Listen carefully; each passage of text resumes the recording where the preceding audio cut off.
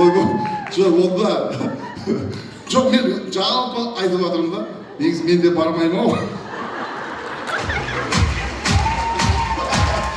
жоқ қалжыңда просто ағаларымнан ыңғайсызданып отырмын да әкелерім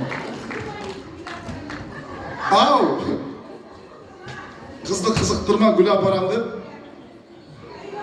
бізді дейсіз жоқ ойбай гүл сұрамаңыздар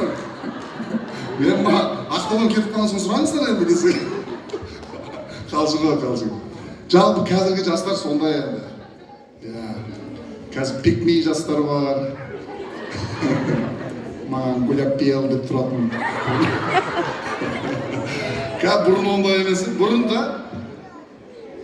енді мына сұрайыншы мына апаларымнан сұрайыншы бұрын кезде үйде ұрысып қалсаңыздар сіздер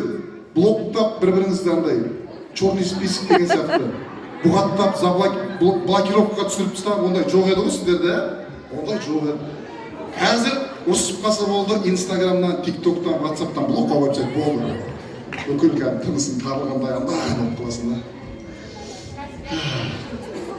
сөйтіп анау сөйтеді да екі жақта страдать етіп жүреді қиналып бір күні қыз бүйтіп сторис сала бастайды ватсапқа инстаграмға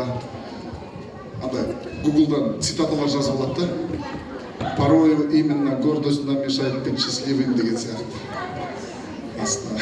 мына жақта қатты өтіп жатыр негізі сіздер істеп көргенсіздер ау деп да өмір болса дастархан басында шай ішіп отырсаң біреу ата анаң бәрі әңгіме айтып отырса кірмейді миыңа жүректің бәрі миың бәрі ана жақта тек